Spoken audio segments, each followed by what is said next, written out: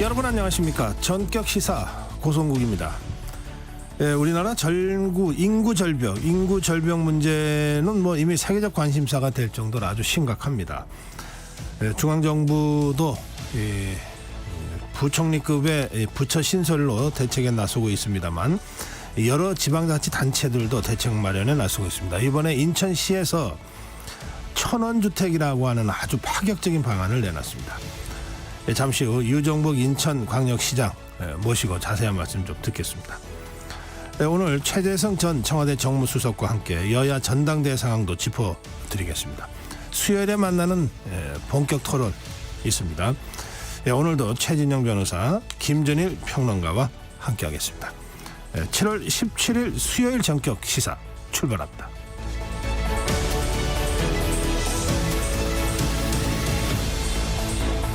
네, 전격 시사는 유튜브 라이브로 지금 생방송 함께 하실 수 있습니다. 문자 참여는 짧은 문자 50원, 긴 문자 100원, 샵 9730입니다. 콩 어플 무료입니다. KBS 1라디오 정치, 경제, 사회문화 명품 컨텐츠가 지금 여러분들을 기다리고 있습니다. 댓글과 좋아요, 구독으로 함께 해주시기 바랍니다.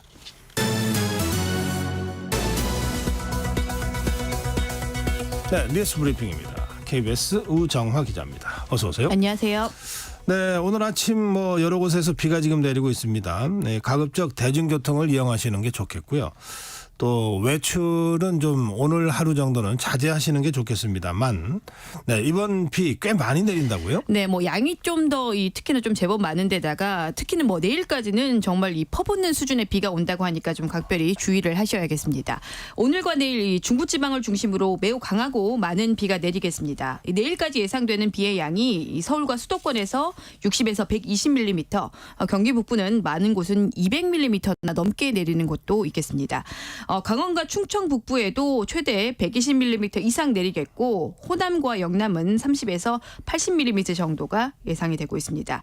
특히나 이 앞서서 말씀드린 대로 집중호우를 좀 조심하셔야겠는데요. 서울과 또 경기 남부에는 시간당 30mm 안팎의 특히나 집중호우가 좀 쏟아지면서 돌풍과 또 벼락까지 동반할 수 있어서 각별히 좀 주의를 하셔야겠습니다. 네. 트럼프 전 대통령 피격 사건이 있었던 지난 주말이요. 미 당국이 트럼프 전 대통령에 대한 이란의 암살 첩보를 확인해서 경호 수준을 높였다. 그런 상태였다는 보도가 나왔는데 그렇게 경호 수준을 높였는데도 사건이 일어났어요. 예, 이 말씀하신 내용은 이 간밤의 CNN 보도입니다. 이 CNN은 이 당국이 최근 몇 주 동안 트럼프 전 대통령에 대한 이란의 암살 첩보를 입수하고 경호를 강화했었다 이렇게 보도를 했습니다. 말씀하신 대로 그럼에도 불구하고 이번 이 피격 사건이 일어나고 말았죠. 그러자 경호 책임자가 언론과의 인터뷰에서 책임을 인정을 하기도 했습니다. 킴벌리 치틀 미국 비밀경호국장은 모든 책임은 자신에게 있다. 이번 사건에 대해서 인정을 하면서도 총격범이 올라갔었던 그 건물, 그 문제의 건물에 대한 경호는 현지 경찰이 맡고 있었다면서 신원을 확인하고 또 무력화하기까지 시간이 촉박했었다. 이렇게 해명을 하기도 했습니다. 네. 이런 해명에도 지금 비난 여론은 계속되고 있는 상황이죠. 다만 이 총격범 사살된 크룩스는 이번 이란 암살 첩보와는 관련이 없는 걸로 전해지고 있습니다. 네.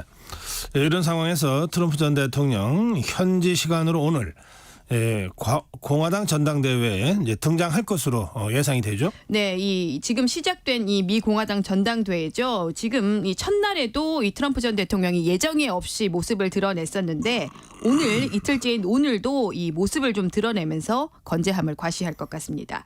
미 공화당의 대통령 후보로 공식 지명된 트럼프 전 대통령은 현지 시간으로 내일은 이 전당대회에서 이 후보 수락 연설을 할 예정입니다. 네.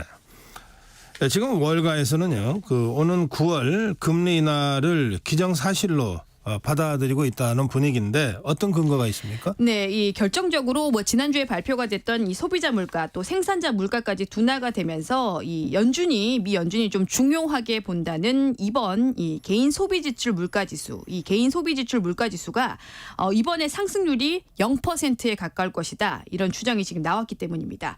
물가가 거의 잡혔다는 이 시장 기대가 지금 최고조에 달하면서 9월 금리 인하가 지금 좀 기정사실로 받아들여지는 분위기인데요. 네. 금리 선물 시장에서는 9월까지 금리가 동결될 거라는 전망은 지금 0% 아예 없습니다.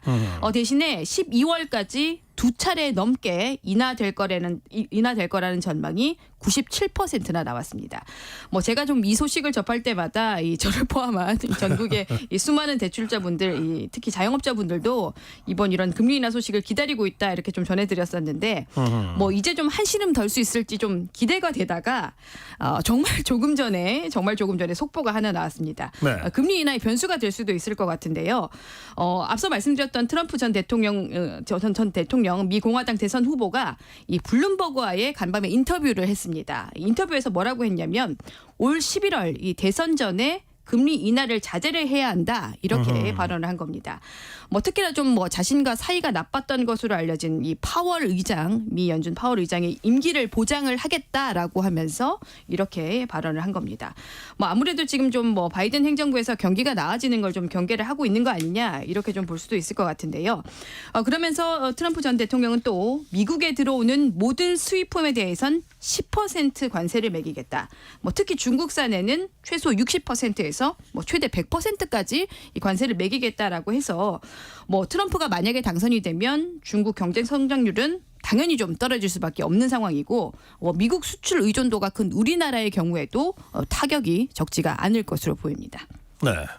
이 각국이 트럼프가 당선된 이후 상황에 대해서 여러 가지로 지금 이 대비책을 세우지 않으면 안 될 상황이 된 것 같습니다. 자, 그 초복에 오리고기 나눠 먹은 그 노인 4명이 지금 중태에 빠졌다고 하는데 그 무슨 일인가요? 네, 이 말씀하신 대로 이 어르신들 4명이 오리고기를 먹고 나서 지금 중태에 빠졌습니다. 식당에서 함께 먹었다고 하는데요. 네. 60, 70대 어르신 4명이 의식을 잃고 쓰러지고 전신마비, 호흡곤란에다 근육 경직까지 와서 지금 병원에서 치료를 받고 있습니다. 지금 상태는 여전히 일부는 의식이 없는 매우 위중한 상태로 전해지고 있습니다. 말씀드린 대로 이분들은 이 초복이었던 그제 한 식당에서 오리 불고기를 같이 먹었다고 하는데요. 이분들만 먹은 게 아니고 경로당 회원 41명이나 이 단체로 먹었다고 합니다. 그런데 이 4명만 지금 중태에 빠진 상태인 거죠. 그래서 경찰이 수사에 들어갔고 국립과학수사연구원이 4명의 이 위세척액을 분석을 해봤더니 농약 성분이 검출이 됐습니다. 살충제에 들어가는 유기인제 성분인 걸로 지금 전해지고 있습니다. 딱 그 한 자리에서 식사를 한 4명만 그랬다면은 누군가 고의로 그 식탁에 이 살충제를 넣었을 가능성을 배제할 수 없겠네요. 네, 경찰도 이 말씀하신 대로 고의의 가능성을 두고 지금 조사를 하고 있습니다. 4명 모두 같은 자리에 앉았었는데 2명은 경로당의 회장단으로 지금 확인은 되고 있습니다. 경찰은 누군가가 이 고의로 음식에 농약을 넣은 걸로 보고 이에 비중을 두고 지금 수사를 하고 있습니다. CCTV 분석 등을 통해서 식당에 드나든 사람을 중심으로 이 용의자를 지금 특정하는데 수사력을 모으고 있는 상황입니다. 예. 예, 김건희 여사의 고가 가방 수수 의혹과 관련해서 이제 검찰이 수사 중인데 가방은 청탁을 위한 대가가 아니라 접견을 위한 수단이었다. 검찰은 일단 이런 판단을 하고 있는 것 같습니다. 네, 지금 내부적으로는 지금 그런 쪽으로 정리가 되고 있는 걸로 저희 KBS 취재 결과 전해집니다. 이렇게 되면 청탁금지법 위반이 아닌 걸로 보고 있다. 이렇게 봐도 무리가 아닐 것 같은데요. 검찰이 좀 이렇게 판단을 한 건 우선은 이 고가 가방을 건넸던 최재형 목사가 요구한 것 중에 일부는 김건희 여사와 관련이 사실상 없다고 보고 있기 때문입니다. 최재형 목사가 이 요청을 한 것 중에 하나가 김창준 전 미 하원 의원의 국립묘지 안장을 청탁을 했었다고 하죠. 네. 지금 검찰은 김건희 여사가 이런 요구 자체를 몰랐다. 이렇게 보고 있습니다. 김 여사에게 이런 요청이 보고되지 않았다는 진술 또 증거를 확보를 한 걸로 전해지고 있습니다. 또 하나의 요청 중에 하나였죠. 이 김 전 의원을 국정자문위원으로 임명을 해달라는 이 청탁도 이 정부 내에는 이런 직위가 없기 때문에 국정자문위원이라는 직위가 없기 때문에 뭐 그러니까 이 요청 자체가 명확하지 않기 때문에 청탁으로 보기가 어렵다는 겁니다. 네.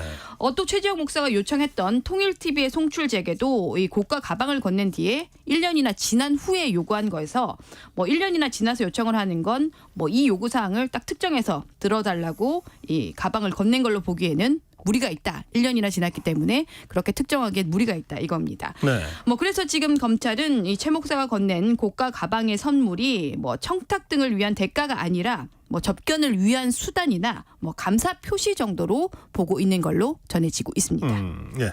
예, 그런데 이 문제의 가방을 돌려주라 이런 김건희 여사의 그 요청이 있었는데 이걸 대통령실의 행정관이 깜빡하고 돌려주지 않았다. 뭐 이런 진술도 나왔다고요? 네, 이 검찰 조사에서 대통령실 유모 행정관이 이렇게 진술을 한 겁니다. 이 최 목사가 김 여사에게 고가 가방을 건넸던 당일에 이 김건희 여사가 이 행정관에게 가방을 돌려주라 이렇게 말을 했지만 이 행정관이 본인이 깜빡을 하고 돌려주지 못했다 이런 진술을 한 겁니다.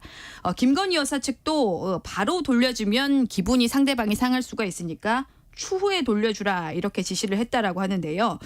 지금 그 문제의 가방은 포장지와 함께 계속 보관되고 있다 이렇게 좀 김건희 여사 측이 전하기도 했습니다.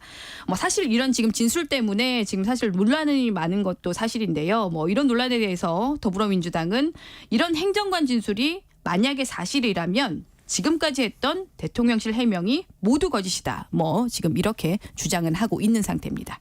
예. 지금 검찰이 김건희 여사 그 조사 방법과 관련해서 아직 그 구체적 입장을 밝히지는 않고 있죠. 네, 이 구체적으로 뭐 발표된 건 없습니다. 검찰이 일단 대통령실로부터 이 문제의 고가 가방을 받아서 검증 작업을 마치는 대로 구체적인 김 여사 조사 방법 또 시기까지 정할 수 있을 것으로 보입니다. 뭐 조사를 한다면 대면 조사를 할지 안 할지 또 언제 할지 말씀드린 대로 명확하게 드러나고 있는 건 아직은 없습니다. 네, 오늘 여기까지 듣겠습니다. 뉴스 브리핑 우정화 기자였습니다. 예, 전격 시사 듣고 계신 지금 시각 7시 32분입니다. 전격 시사 출근길 날씨 정보입니다. 현재 정체 전선은 산동반도와 옹진반도, 경기 북부에 위치하고 있고요. 북쪽에 건조한 공기가 내려와 비구름이 매우 강해지고 또 느려진 상황입니다. 이 영향으로 호우경보와 주의보 발효된 경기 북부나 강원 북부 내륙을 중심으로 시간당 30에서 70mm의 매우 강한 비가 오고 있고요. 파주는 이전 1시간 동안 100mm의 극한 호우가 쏟아져 내렸습니다. 지금까지 판문점 275mm, 그 밖에 경기 북부에도 150에서 300mm 안팎의 비 온 곳이 많고요. 서울은 26mm의 비가 기록됐는데요. 모레까지 이렇게 전국이 흐리고 비 예보가 있는데 오늘과 내일은 중부지방에 주로 비가 오겠습니다. 오늘 오전까지 경기 북부와 강원 북부, 서울과 경기 남부에 또 오늘 늦은 밤부터 내일 아침 사이 다시 서울, 인천, 경기, 내일 늦은 오후부터 다시 수도권에 매우 강한 비가 쏟아지겠고 남부지방의 비는 오늘과 내일 소강 상태, 제주 평지는 모레까지 흐리기만 하겠습니다. 모레까지 예상 강우량 수도권 60에서 120, 많은 곳 경기 북부 앞으로 200mm 이상, 그 밖에 대부분 지역 30에서 80, 강원과 충청권 최고 120mm 이상, 제주 산지 5mm 내외입니다. 현재 폭염특보는 전라권과 제주에 발효돼 있고요. 당분간 남부와 제주가 덥겠습니다. 오늘 서울 28도, 광주 31, 대구 제주 32도까지 오르는 가운데 중부 서해안은 오늘 바람이 매우 강하겠습니다. 지금 서울 기온 25도입니다. 날씨 정보 전해드렸습니다. 계속해서 이 시각 교통 상황 KBS 교통정보센터 이현 씨가 정리해드립니다. 네, 출근길 전체적으로 어제 그제보다는 정체가 덜한 모습인데요. 서울 문산고속도로 파주 금촌 나들목 부근입니다. 차들이 물보라를 일으키면서 지나고 있습니다. 경기 북부를 중심으로 강한 비가 쏟아지고 있습니다. 감속하는 건 물론이고요. 침수된 도로나 하상도로는 진입하지 않는 게 좋겠습니다. 수도권 제1순환고속도로 구리에서 판교 쪽으로는 남양주에서 상일 쪽으로 정체고요. 하남 분기점에서 서하남 쪽으로 천천히 가고 있습니다. 그리고 서해안고속도로 서울 쪽으로는 일찍 부근에서 사고 발생했습니다. 2, 3차로에 걸쳐서 사고 처리하고 있는데요. 교통 혼잡 커지고 있습니다. 반대 목포 쪽으로는 호남권이고요. 동군산 부근에서 화물차 화재 사고가 있었습니다. 1, 2차로에서 정리 작업하고 있으니까요. 차로 변경에 유의하셔야겠습니다. KBS 교통정보센터였습니다.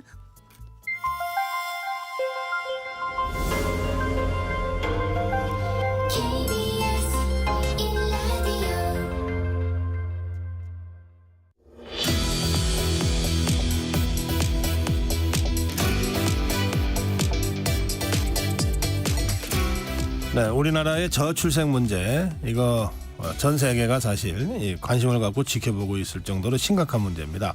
국가 소멸까지 우려되고 있는 상황이죠. 정부는 인구 비상사태를 선포했습니다. 중앙정부는 말할 것도 없고 지방자치단체들도 생활 밀착형 저출산 대책을 여러 가지 형태로 내놓고 있습니다. 그런데 인천광역시에서는 천원주택 정책이 발표됐습니다. 유정복 인천시장 모시고 자세한 말씀 듣겠습니다. 시장님 어서 오세요. 네, 안녕하세요. 네, 천원주택이요. 네. 굉장히 듣기 좋죠. 예, 그리고, 좋네요. 느낌이 와닿지 않습니까? 네. 그 지금 우리가 출산을 좀 용어 정리를 한번 하고 네, 싶은데요. 그러시죠. 예. 출산은 산모가 아이를 낳는다는 다소 생물학적 개념인데 네. 출생은 그 탄생아의 중심을 두는 조금 더 인격적이고 사회적 개념이기 때문에 출생으로 인천에서는 이미 작년부터 바꿨고 지금 그렇군요. 대체적으로 출생이라고 네. 하는 경향을 보이고 있습니다. 근데 우리나라 출생률이 통계를 내는 236개 전 세계 국가 중에서 꼴찌입니다. 특히 OECD 38개 국가 중에서는 압도적 꼴찌입니다. 지난해 0.72를 기록했지 않습니까? 이거는 정말 국가적 재앙 수준으로 다가오고 있고 오죽하면 뉴욕타임즈에서 대한민국은 소멸하는가라는 사설을 게재했을 정도의 네. 심각한 문제다.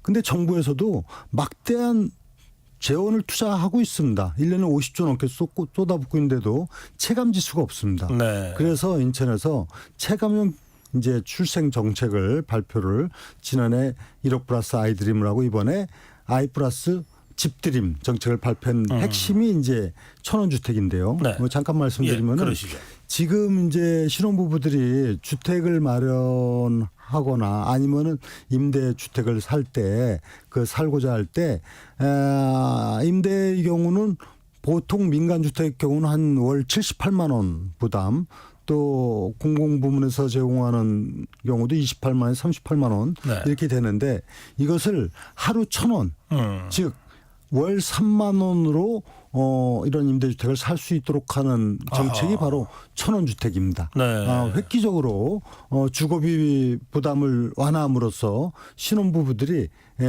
이로 인한 부담을 완화시킨 것이죠. 이것이 천원주택의 핵심 내용이고 네. 내년부터 인천에서는 1,000호씩 공급을 합니다. 그러니까 공공임대주택을 네. 그 하루 1,000원씩만 네. 내면 살 수 있도록 하겠다 이런 거죠. 그렇습니다. 공공임대주택은 보통 아파트 형태 아닌가요? 이 두 가지가 있는데요. 하나는 공공임대주택이 시에서 인천시 경우는 도시공사에서 공급해주는 네. 이런 공공 매입임대가 있고 전세임대가 있는데 네. 어쨌든 이것은 갖고 있는 주택을 공급하는 거하고 전세로 계약을 해서 공급해주는 부분이 있는데 네. 이 공사에서 갖고 있는 주택을 공급하는 것만으로는 부족하기 때문에 네. 신혼부부가 나는 이 집을 아파트든 빌라든 이걸 좀 살고 싶다 하면은 시가 임대차 계약을 맺어갖고 똑같이 하루 1,000원 즉 월 3만 원으로 네. 입주해서 살 수 있도록 하는 정책입니다. 그게 이것도 어떻게 500호를 공급합니다. 500호요? 500호 해가지고 1,000원에? 1년에 예. 1,000호를 공급합니다. 그게 어떻게 가능해요? 지금 인천시에서 예. 도시공사에서 공급 가능한 게 500호입니다. 보유하고 있거나 임대 주고 있는 거. 그렇군요. 예. 그리고 또 민간 부분에서 신혼부부가 살고자 하는 부분을 계약을 하고자 할 때 인천시가 계약을 해갖고 그 소위 말하면 월 임대료 3만 원을 재는 나머지 차액을 시에서 재정 부담을 하는 것이죠. 그렇군요. 그러니까 예. 결국은 그 시에서 현금 지원하듯이 한다는 뜻이군요. 주거비를. 그렇습니다. 주거비 지원인데 예. 가장 필요로 하는 곳에 필요로 한 재원을 공급하는 것이죠. 자, 그러면 누구나 다 그런 혜택을 받을 수 있나요?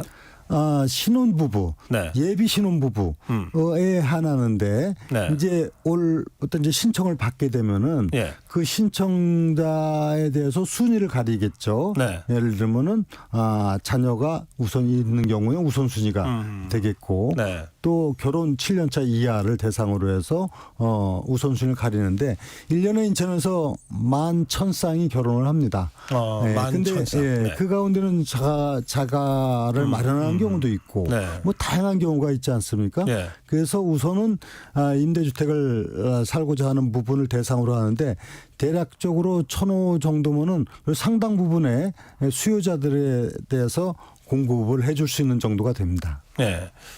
그런데 그냥 지금 말씀 들으면서 드는 생각은 희망자는 많고 실제로 인천에서는 지금 1년에 1,000호밖에는 그걸 그 공급 못 한다는 거 아니에요. 그럼 어떻게 돼요? 그러니까 그 우선순위를 두게 된다 이런 말씀이죠. 예. 우선순위라고 하는 것은 신혼 몇 년 차이냐, 예비 신혼이냐, 그 다음에 자녀가 어떠냐 이런 부분을 갖고 순위를 가려서 이제 선정을 하게 네. 됩니다. 근데 정책이 인기가 있어서 더 많이 해달라고 하는 요구가 생기면은요. 그러면 이제 정책적으로 예. 이것을 더 예산 확보를 확대시키는 더해서. 방안을 예산은 뭐 지금 전체적으로 볼 때 하는데 매년 이게 많은 그 시민들의 요구가 있으면 더 늘릴 수도 있다. 그렇습니다. 네, 가능성 다 열어놓고 한다. 네. 근데 이게 그 저출생, 네. 아까 출생이라고 네. 개념하셨는데 저출생 대책으로 나온 거잖아요. 그렇습니다. 그러면 근데 지금 대상은 신혼부부들이면 네. 신혼인데 출생을 안 하는 경우는 어떻게 되는 거예요? 이 집에서 살면서. 그러니까 이제 우선순위에서 자녀가 있는 경우가 우선순위가 되고 자녀가 있는 경우가. 네. 예. 그렇지만 출생을 안 했지만 앞으로 네. 출생 가능한 부부가 아니겠습니까? 네, 네, 그 대상으로 됩니다. 알겠습니다. 이 지금 이게 언제부터 시행되는 거예요? 내년부터 시행을 합니다. 이 지금 그 공고도 나가고 아직 준비도 공고는 안 나갔지만 예. 이 정책 발표를 한 것이고 예. 후반기에 이걸 이제 잘 설계를 해가지고 신청도 받아야 되고 네. 또 일정한 행정 절차도 준비해야 될 부분이 있습니다. 예. 반응이 이미 나왔을 것 같은데. 지금 이게 대단히 좀 알려졌으니까. 네, 대단히 어떤 반응들입니까? 있죠. 예. 굉장히 기대감을 많이 갖고 있습니다. 예. 사실상의 집을 78만 원 임대료를 내야 되는 걸 3만 원 한다는 거는 네. 굉장히 그 주택 문제를 해결하는데 획기적인 정책이다 이렇게 인식들을 하고 있습니다. 예. 일단 이 천원주택에서 들어가 살면 네. 또 무한정 살 수 있는 겁니까? 아니면 어느 정도 우선 기한이 지나면? 2년씩 해가지고 네. 6년까지를 원칙적으로 합니다. 그렇게 하고 그 다음에 문제는 그 당시에 주택 상황이라든가 이런 네. 부분을 봐서 또 다음 단계 이전. 즉 또 무슨 말씀이냐면 우리가 집을 이렇게 임대해서 사는 것 임차에 사는 것 외에 내 집을 갖고 싶어 하는 거 아닙니까? 그렇죠. 내 집 마련이 궁극적인 목표가 돼야 될 텐데 네. 그 내 집으로 전환시키기 위한 1% 대출이자 정책을 동시에 이번에 발표를 한 겁니다. 그래요? 예. 즉 우리가 일반 민간 주택을 이제 내 집을 마련할 때 네. 보통 4 내지 5%의 대출이자를 예. 부담하고 주택담보대출 경우에 네네. 예. 그리고 이제 신생아 대출을 위한 특례로 그것도 이제 3.3%까지 1.6% 네. 이렇게 특례를 주고 있는데 인천시에서는 1% 이자만 갖고 네. 내 집을 마련할 수 있도록 하는 정책을 이번에 설계를 하고 발표를 했습니다. 예. 이렇게 되니까 내 집 마련하는 데 따른 부담이 상당히 완화가 되고 이것은 내년부터 매년 3,000호씩 공급을 합니다. 그래요? 네. 그것도 주택 가격의 몇 %로 이제 한도는 정해져 있겠네요. 한도는 2억 5천 그러니까 월 소득이 네. 제가 2억 5천 되는 집 이하를 네. 기준으로 해서 하고 매매가 그 이상 2억 5천 이하. 그렇습니다. 예. 시가 그리고 그 이상의 가격은 본인 부담을 해야 되겠죠. 그 예. 고가의 부담은. 네, 근데 2억 5천 정도면 대충의 서민 주택의 경우 인천의 경우 네. 어느 정도는 입주해서 또 내 집 마련하는데 크게 도움이 될 겁니다. 네. 이제 이런 정책은 한마디로 얘기하면 적어도 인천에서는 네. 결혼해서 아이 낳고 살고 싶은데 주거 문제가 해결이 안 돼서라고 하는 그런 젊은 신혼부부들은 없도록 하겠다. 네, 그렇습니다. 예, 어떤 형태를 통해서 그렇습니다. 하여튼 이제 그런 정책 방향으로 가고 있다는 거군요. 그런데 이제 중요한 건 이 경우에 돈이 어떻게 그 뒷받침해 줄 거냐 아닙니까? 네, 당연히 예. 이런 정책을 할 때는 재원 마련 대책이 있어야만 되는 것이죠. 예. 인천시는 이미 지난해 1억 플러스 아이드림 정책을 발표했지 않습니까? 네, 네. 이것은 임산부부터 해서 고등학교 졸업할 때까지 생애 성장 전 단계에 걸쳐서 총 1억 원을 누구에게나 지급하는 이런 제도입니다. 그게 작년부터 예, 작년에 이미 정책 발표해서 올 다음 달 8월부터 시행에 들어갑니다. 8월부터요? 그동안 행정 절차라든가 정부하고 협의 과정이 있었기 때문에 네. 이것은 이제 뭐 처음에 임산부 출산지원금부터 해서 그다음에 첫 만남 지원금, 그다음에 부모급여, 그리고 7세까지의 아동수당, 그리고 인천시에서는 8세부터 18세까지도 성장기에 이 지원금을 월 15만 원씩 하는 이 전체 네. 성장 단계에 대해서 1억을 지원하는 부분인데 아하. 이 부분에 대한 예산은 이미 지난해 다 세워가지고 네. 인천시에서 금년에 392억을 세워놨고 네. 또 지금 조금 아까 말씀드린 천원주택 1% 대출이자는 내년도 같은 경우 100억 정도 재원이 들어갑니다. 인천시 네. 예산이 금년도 15조 6천억입니다. 사실 이러한 예산으로 우리가 지금의 이 저출생 대책을 추진하는데 무리가 없다는 것은 사실이고 아하, 다만 예. 그 재원 대비 체감 지수는 대단히 높은 정책이기 때문에 우리가 정말 오랜 연구와 또 분석 끝에 이런 네. 정책을 내놓게 된 것입니다. 아하, 예.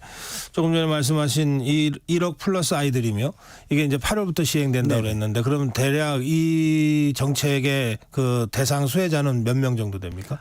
이것은 전체 대상을 전부로 하는 겁니다. 인천 시민 전체를 대상으로? 누구든지 태어나게 되면은 그러니까 임신을 하게 되면 그때부터 교통비 지원 아하. 50만 원. 예. 그게 지금 지원을 받고 신청을 받고 있는데 네. 아주 굉장히 호응이 뜨겁습니다. 그래서 임산부 그러니까 태아부터 고등학교 3학년 졸업할 때까지 성장 전 단계에 대해서 누구나 즉 이거는 뭐 어디 선정을 하고 그런 것이 아니라 네. 태어나서부터 고3까지 그 누구에게도 다 1억 원 지원하되 다만 상황에 맞춰 3억 넘게 지원을 받을 수도 있습니다. 네. 그러면 자기의 그 생활 여건이라든가 뭐 상황에 따라서 그러나 그거는 이제 소위 말하는 상황에 맞춘 것이고 누구에게나 고3까지 1억 지원을 받게 됩니다. 예. 지금 우리 유정부 시장 설명을 들으면 나도 인천 가서 살고 싶어. 그런 생각 인천 가자 하실 것 많이들 같은데. 예. 근데 사실 지금 이제 예산 확보는 크게 어렵지 않다. 이미 인천시의 확보됐습니다. 어떤 예, 예. 그 예산 규모나 이런 걸로 네네. 하고 설명하셨는데 사실 그 인천시가 재정 상태가 굉장히 안 좋아서 네. 뭐 거의 지방자치단체 부도 수준이다라는 얘기가 들렸던 때가 그렇게 얼마 10년 전입니다. 그러니까요. 제가 민선유기 시장 취임할 때 예. 인천시는 그야말로 최악의 그랬죠. 재정 상황이었습니다. 그게 그 10년 만에 당시, 어떻게 이렇게 바뀌는 겁니까? 제가 민선 6기 때 예. 정말 특단의 노력을 통해서 당시 예산 대비 채무 비율이 39.9%. 네, 맞아요. 40에 우리나라 최악의 경우였죠. 예. 근데 제가 그 당시 3조 7천억의 빚을 갚고 우리나라 지금 시도 중에서 재정 상태가 가장 건전한 그런 단체로 지금 만들었습니다. 아하, 그렇군요. 그래서 지금은 재정 문제는 과거의 그 정말 부채 도시의 오명에서 벗어났고 네. 이제는 안정적인 재정 운영이 가능한 인천시가 됐습니다. 아, 그렇군요. 예. 지금 이렇게 이런 여러 가지 정책을 통해서 인구도 계속 지금 늘고 있는 걸로 제가 네. 듣고 있습니다만 인천 인구 증가 상황은 어떻습니까? 네, 우리나라 대도시 중에서 인구가 증가하는 유일한 도시가 바로 인천입니다. 서울, 부산, 대구, 광주, 대전 모두 예. 해마다 인구가 줄고 있는데 네, 네. 인천은 인구가 늘고 있는데 이것은 저출생 대책을 발표해서 지금 당장에 나타난 효과는 아닙니다. 왜냐하면 이 시차가 존재하지 그렇죠. 않습니까? 그렇죠. 예. 아이를 낳기 위해서는 네. 이미 인천은 그만큼 성장 기반 그리고 어떤 기회가 있는 도시라는 것이 사실이기 때문에 유입 인구 등으로 해서 인천은 인구가 계속 증가하면서 지금 300만을 넘어섰습니다. 외국인까지 하면 한 310만이 되는데 네. 그러나 이 저출생 문제는 인천의 문제가 아니라 대한민국의 문제입니다. 대한민국의 미래를 생각해서 인천에서 저출생 대책을 선도하는 네. 이런 정책 추진을 하는 것이고 이것을 제가 바라건대는 대한민국 정책으로 전환돼야 됩니다. 그래서 이미 지난번에 1억 플러스 아이드림 정책을 발표하면서 정부의 대통령실에는 수석을 두고 정부에는 이 관련 부처를 둬야 된다 하고 네. 제가 강력하게 주장을 했고 정부에서 받아들여서 용산에 저출생 관련 수석을 두고 네. 또 정부에도 저출생 대응 인구 예. 전략기획부. 부를 지금 예. 두지 않습니까? 네. 마찬가지로 인천에서 하는 정책이 합리적이고 그야말로 저출생 문제 해결하는데 굉장히 좋은 정책으로 받아들여져서 정부 차원에서 이어지기를 네. 기대를 하고 있고 아마 제가 보건대는 지금 그런 추세로 가고 있습니다. 보통 이제 대도시 말씀하시는데 서울 다음에 부산, 인천 막 이런 식의 순서였는데 지금 그것도 바뀌고 있습니까? 지금 인구 규모로 보면은 서울, 부산, 인천 순서인데 네. 경제 규모로 보면은 부산을 뛰어넘어서 네. 인천이 제2의 경제도시가 됐습니다. 아, 이미? 예. 이미 지역 총생산 규모가 네. 지난해 104조를 넘으면서 제2의 도시 됐고 특히 경제 성장률이 6%를 기록하면서 예. 다른 도시 2%대에 비해서 월등한 격차를 보이면서 대한민국에서는 이제 부동의 제2의 경제도시가 되었다 이렇게 말씀드릴 수 있습니다. 인천이 그렇게 아주 활력 있고 그 역동적인 그 이유가 어디에 있어요? 네, 그건 바로 가능성 그리고 잠재력 즉 미래에 대한 전망 이런 부분인데 네. 바로 인천은 세계적인 공항과 항만 그리고 우리나라 최고의 경제자유구역 그리고 이를 기반으로 한 미래 성장 동력 이런 부분들이 모두가 어우러져 있기 때문에 인천이 기회의 지역으로 인식하고 네. 인구가 늘어나는 것을 보고 있고 여기에 인천시에서 추진하는 정책 전략 네. 즉 인천은 이제 글로벌 탑 10 시티를 지향하는 이런 도시로의 정책 전략도 앞으로 국민들에게 네. 인천에 대한 기대감을 높이고 있는 것이 아닐까 생각을 합니다. 예. 저 시장님, 근데 지역 현안 중에 지하철 5호선 연장 문제 있잖아요. 네. 이거 인천 시민들이 굉장히 관심 높게 갖고 있던데요. 이건 네. 어떻게 돼가고 있어요? 인천의 이제 서구 검단 지역 네. 그리고 김포를 이제 운행하게 되는 5호선인데 네. 지금 이 노선과 관련해서 여러 가지 논의를 해왔는데 결론적으로 말씀드리면 얼마 전에 공청회를 하고 네. 이제 최종적인 안을 정해 나가는 과정이 있게 됩니다. 결국은 철도라는 거는 수요를 쫓아서 공급이 돼야 되지 않겠습니까? 그럼요. 사람 있는 데로 가야죠. 그렇습니다. 예. 그런 의미에서 인천시는 향후 검단 신도시의 그 수요 그리고 현재의 그 주민들의 편의성을 도모해서 안을 제시했고 이제 정부하고 대광이 네. 대도시 광역교통위원회하고 긴밀하게 지금 협의를 하고 있는데 예. 어쨌든 좋은 방향으로 지금 노력을 하고 있습니다. 5호선을 이제 네. 인천시로 검단 쪽으로 검단을 연장시키는 통과하되 예. 구체적인 노선과 관련한 문제입니다. 검단과 김포를 가되 네네. 구체적인 정거장 노선과 관련해서 협의를 하고 있습니다. 알겠습니다. 지금 인천시가 F1 대회 유치에 나섰다는 보도가 있었어요. F1은 뭐 지난번에 나오셨을 때도 저희가 네. 잠깐 말씀드렸습니다만 뭐 이 스포츠 마케팅 시장에서는 뭐 월드컵, 올림픽 다음으로 큰 시장이라고들 하더라고요. 지금 유치 상황은 어떻게 되고 있습니까? 현재 진행형이기 때문에 네. 뭐 결과에 대해서는 말씀드리기는 어렵고 다만 아시아권의 하나를 이제 도심 서킷으로 하려고 하는 것이 F1 입장이고 예. 아시아 몇 개 나라하고 지금 이런 경쟁 구도라고 볼 수 있는데 이것도 인천이기 때문에 최적의 여건을 갖고 있다. 어허. 즉 송도, 영종, 청라와 같은 국제도시에 이런 도심 서킷이 된다면은 최적의 여건을 갖출 수 있고 역시 세계적인 공항이 있고 도시 인프라가 갖춰져 있기 때문에 이를 통해서 경제적 효과 또 도시 브랜드 가치를 높여나가는 등 아주 획기적인 스포츠 이벤트가 될 겁니다. 예. 우리나라가 2030년대까지 이런 국제 스포츠가 지금 없습니다. 그래서 현재로서는. 이거를 하게 되면은 앞으로 최소 5년에서 10년 이상 계약을 하는 겁니다. 한 해 네. 하는 것이 아니라 1년에 한 번 하고 끝내는 게 끝나는 아니고. 게 아닙니다. 예. 그리고 이 부분은 약간 오해가 있는 것이 과거에 영암 서킷을 내는데 그거는 경기장 서킷이고 네. 이것은 경기장을 건립하는 게 아니라 도심 서킷이기 아하, 때문에 예. 기존의 도심을 잘 활용해서 가설검을 통해서 경기를 하는 것이고 이거는 제가 지난번 모나코도 다녀왔지만은 정말 세계적인 이벤트로서 발전시킬 수가 있고 네. 그래서 비용도 경기장을 건립하는 게 아니기 때문에 생각보다 많이 들지 않습니다. 그래서 소위 말하면 이 비용 대비 그 효과나 네.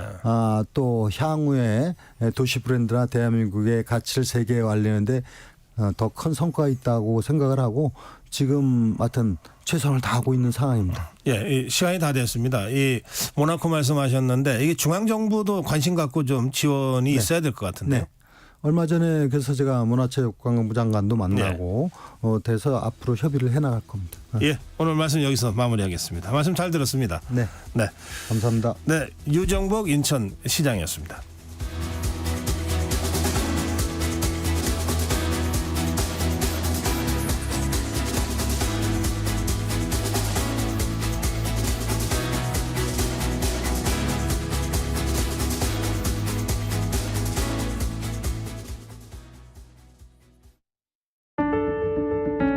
KBS 라디오 기후 위기 대응 캠페인 지구를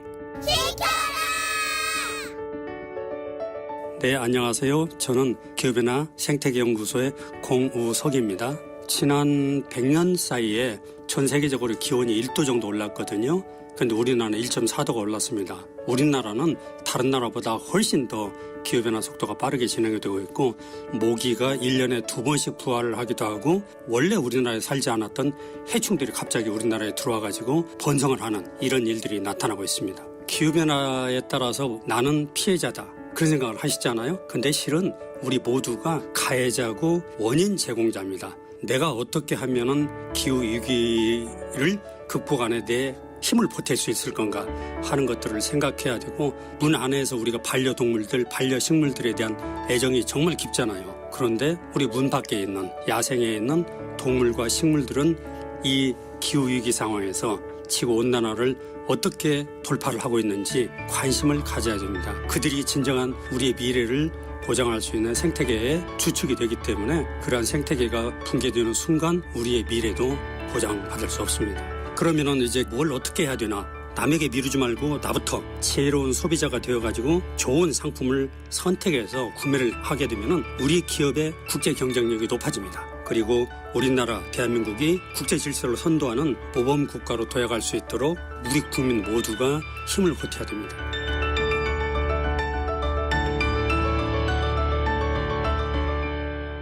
뜨거워지고 있는 지구. 지금 우리의 문제입니다. KBS 라디오 기후위기 대응 캠페인 지구를 지켜라 였습니다.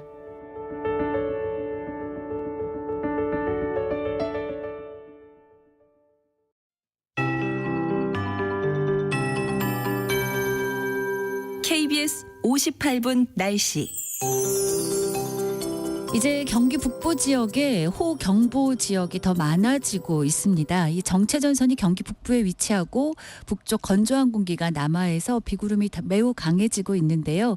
이렇게 호경보와 주의보가 발효된 경기 북부나 강원 일부 북부 내륙을 중심으로 시간당 30에서 70mm의 매우 강한 비가 지나면서 1시간 동안 파주는 100mm의 극한 호우가 이 전 시간에 관측되기도 했습니다. 판문점은 거의 300mm에 가까운 비가 내리기도 했고요. 서울은 밤새 28mm의 비가 기록됐는데요. 모레까지 이렇게 전국이 흐리고 비 예보가 있습니다. 오늘과 내일은 중부지방에 비가 주로 오고 모레까지 강수 집중 시간대, 밤 시간대가 많습니다. 오늘 오전까지 경기 북부와 강원 북부, 서울과 경기 남부에 오늘 늦은 밤부터 내일 아침까지 서울, 인천, 경기 또 내일은 늦은 오후부터 다시 수도권에 아주 강한 비가 쏟아지겠고요. 남부지방은 오늘과 내일 비가 소강 비상 상태에 드는 곳이 많겠습니다.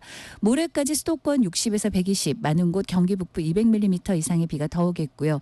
그 밖에 대부분 지역 30에서 80, 강원과 충청권 최고 120mm 이상, 제주 산지 5mm 내외 비가 예상됩니다. 폭염특보는 전라권과 제주에 발효돼 남부지방과 제주가 오늘 덥겠고 중부 서해안의 바람이 매우 강하겠습니다. 최영우였습니다.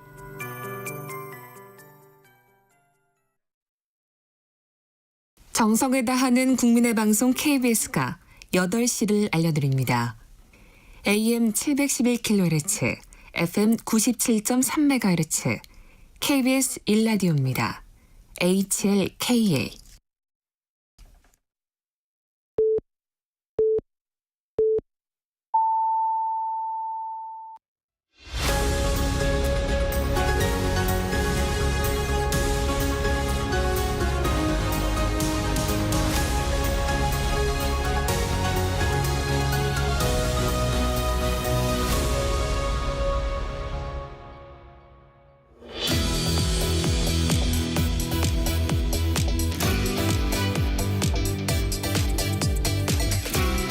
네, 국민의힘은 이제 전당대회가 막바지로 접어들었습니다.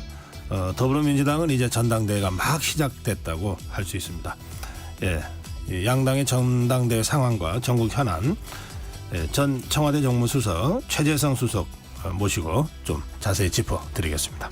수석님 먼저 어서 오세요. 안녕하세요. 전대 열기가 지난번 나오셨을 때보다 조금 더 뜨거워진 것 같은데, 국민의힘 전대 양상을 수석님 어떻게 보고 계십니까? 굉장히 그 보기 드문 장면들이 오랜만에 이제 여러 장면들이 보이죠. 네. 뭐 물리적 충돌, 지지자들 간의 물리적 충돌도 있었고, 예. 정말 보기 힘든 네거티브전.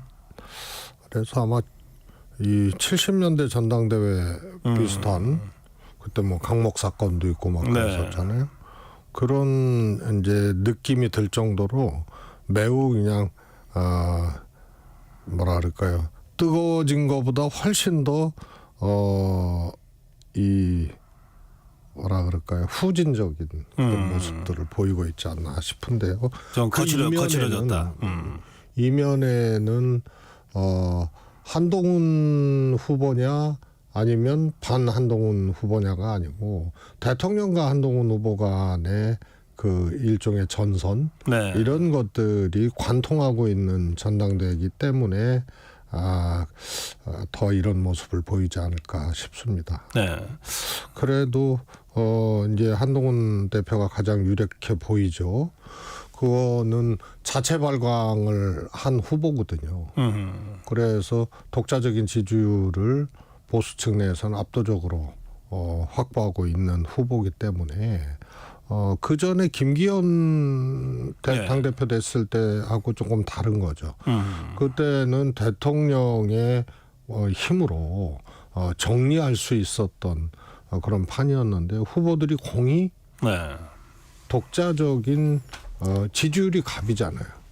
그런 대중적 지지율을 확보하지 못했던 상황이었기 때문에 정리가 될 수 있었던 그런 건데요. 한동훈 후보는 그야말로 독자적인 지지율 이것을 이미 이제 확보를 하고 있는, 그것도 네. 압도적으로 확보를 하고 있는 상황이기 때문에 대통령과 한동훈이라는 이 전선이 대통령의 뜻대로 혹은 대통령의 입장대로 그렇게 정리되어지기 힘든, 그래서 어대한이라는 것이 이제 현실화되는 이런 과정들이 지금 펼쳐지고 있다고 봅니다.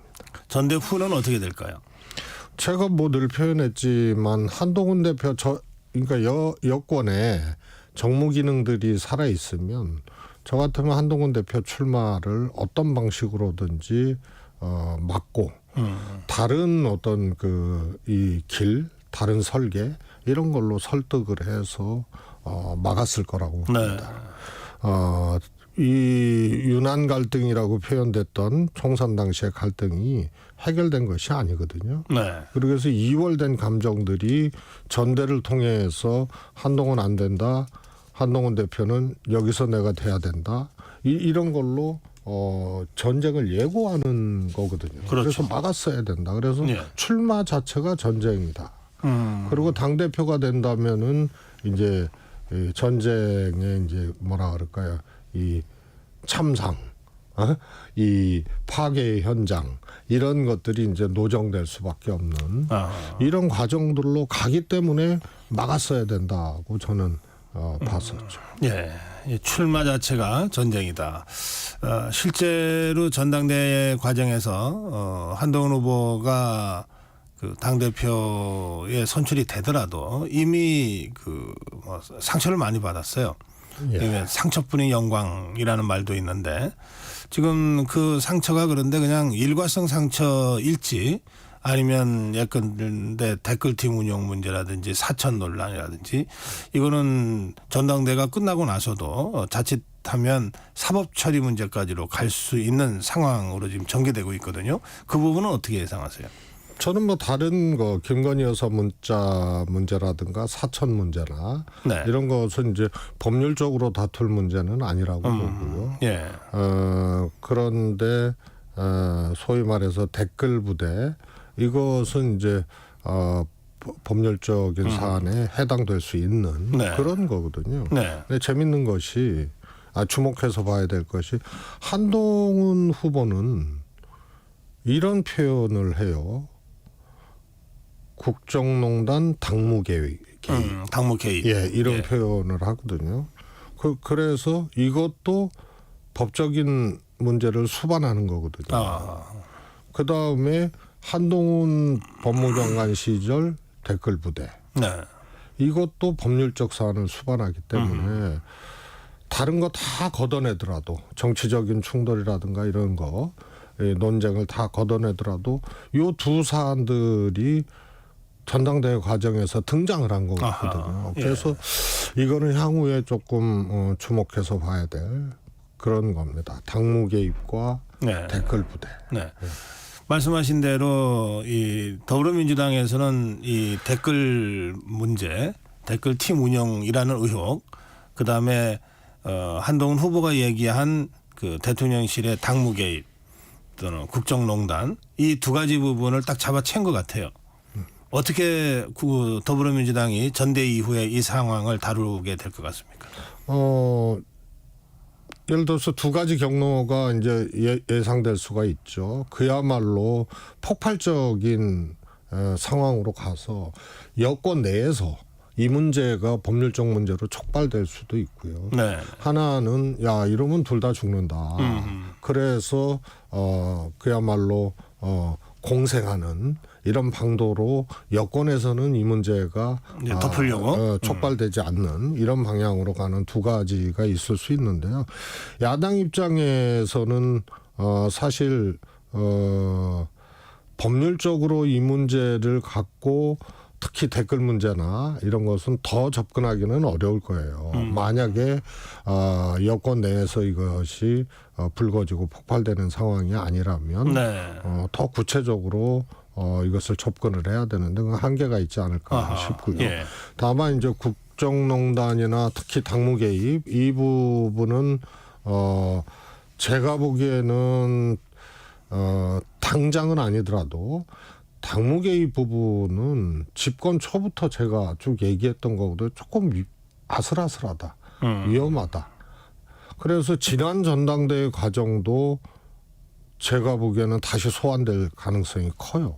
그래서 이 문제는 여권 내에서 의도적으로 하든 안 하든 언제 되든 간에 이 문제는 당무 개입 문제는 불거질 수밖에 없는 문제라고 보고요. 그렇다면 야당에서는 역시 국정농단을 축으로 공세를 피고 예. 또 진도를 나간다면 국정농단 부분으로 진도가 나가지 않을까 싶습니다. 예, 기왕에 이제 말씀이 거기까지 나왔으니까 아주 원론적이고 뭐 교과서적인 얘기가 될지 모르겠습니다만 이 대통령과 당 관계를 한번 좀 정리를 좀 해주시면 좋겠어요. 예, 대통령실에서 정무수석도 하셨고 또 지금 어쨌든 현실적으로 대통령이 당적이 있기 때문에 그 당이 여당인 것 아닙니까? 그래서 대통령이 수석 당원이라고 보통 우리가 부르기도 하고 그런데 당무에 또 개입하면 또 논란이 벌어지고 요 아슬아슬한 요 선 이거를 어떤 식으로의 관계를 설정해 가는 것이 정답이다 이렇게 좀 말씀하신다면요. 이제 대통령이 이제 정치 중립의 의무 때문에 그러는 것이거든요. 예. 그런데 정치 중립의 의무가 있고 그 다음에 이제 당원이잖아요. 네. 당원이기 때문에 또 당내 문제에 대해서는 참 이게 정치 개입이냐 중립 의무 위반이냐 요 경계가 조금 애매한 것이 있어요. 그래서 네. 통상 공천이라고 하면은 공직 후보를 추천하는 거잖아요. 그렇죠. 그래서 거기서부터는 이제 정치거든요. 그래서 요 과정부터 개입하는 것은 대통령의 중립 의무 위반이 될 수가 있는 거고 예. 통상 이제 통상적인 당무, 통상 당무 개입 이런 것은 제가 보기에는 그거는 좀 경계가 모호한 거기 때문에 법률적으로까지 접근할 수 있는 문제냐 이런 이제 생각이고요. 그러나 공천 과정의 개입과 그 뒤로 이것은 이 정치 중립 의무 여기에 이제 위반되는 과정으로 이제 시작되어지기 때문에 요거는 네. 이제 딱 떨어지는 거라고 보고요. 그 부분에 대한 경계선을 네, 잘 네. 지켜가야 된다. 네, 그렇습니다. 그래서 저는 이때 이런 거거든요. 같은 당에서 국민의힘이라는 같은 당에서 여권에서의 갈등이라든가 정치적 감정들이 이제 아주 안 좋아지는 이런 거는 타당의 그것보다 훨씬 더 심각하고 그렇죠. 더 미워요. 그런데 그러면서도 이것을 정치적으로 해결하고 또 그런 아주 기본적인 어떤 절제 요 선을 넘지 않기 위해서 유지를 하면서 가는 것이 정치인데 예. 제가 보기엔 대통령이나 한동훈 위원장이나 그런 이제 학습 내지는 훈련 혹은 또 천성 이런 것들이 뒷받침이 안 되는 것 같아요. 그래서 매우 저는 불안하고 조금 위험하게 보는 거죠. 여권 내에서의 갈등 있잖아요. 특히 이제 대통령실과 당사는요. 환경도 다르고 위치만 다른 것이 아니고요. 생각도 달라져요. 그래서 멀쩡하게 같이 정당에 있다가 대통령이 되면 네. 대통령과 정말 이 당은 괴리감이 생기고 이견 차이, 생각 차이, 문화 차이 이런 것들이 발생을 하는 거죠. 예. 그리고 제왕적 대통령 중심제 국가 아닙니까? 그래서 이 차이들이 감정까지 얹어지게 되면은 정말 해결하기 어려운데 그런 천성이나 또 학습 능력이나 이런 것들이 뒷받침이 안 된 상황에서는 매우 심각해질 수가 있어요. 수석님도 그랬습니까? 예, 삼선 의원을 하고 청와대 수석을 했는데. 그렇습니다. 예. 그러면은 대통령뿐만이 아니고 청와대의 수석들도 정당에 있을 때 하고 당에 있을 때 하고 입장도 달라지고 또 관점도 조금 달라져요. 아무래도 그렇지 않습니까? 거기는 이제 국정 운영을 하는 데고. 예. 그 행정의 이제 컨트롤 타워고요. 그래서 이런 것을 잘 조정하는 조정 능력, 그 조정 능력을 뒷받침하는 최소한의 절제와 금도 이런 것들이 이제 지켜지면서 가야 되는데 제가 보기엔 그 점이 제일 뒷받침이 안 되는 두 분 다 그런 점이기 때문에. 그래서 제가 전쟁일 거다 이렇게 이제 그 역할을 실무적으로 하는 게 비서실장하고 정무수석하고 이런 사람들일 텐데 말이죠. 그렇다 하더라도 대통령과 당 대표가 뭐 정무수석이나 비서실장은 다 그 이제 참모 아니에요, 참모.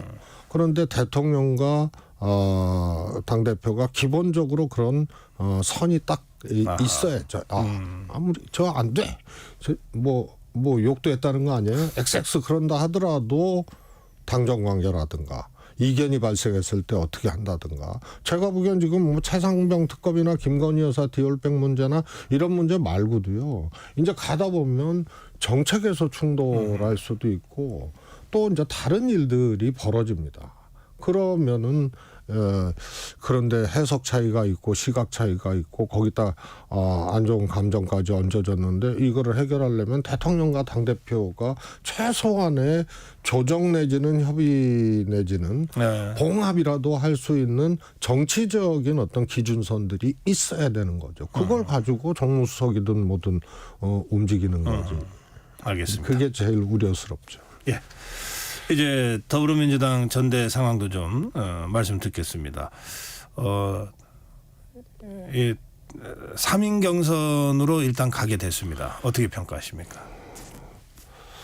먼저 이재명 대표 저는 개인적으로 연임 자체가 이 대표에게도 민주당에게도 별로 안 좋다라고 이제 생각했던 사람이고 그렇게 네. 이제 얘기도 했습니다만 연임을 이제 하시겠다는 게 분명했었고 그 당시에도 그런데 이제 혼자 하는 것보다 이렇게 또 김두관 의원님이 나와주시고 하는 것이 나쁘지는 않죠.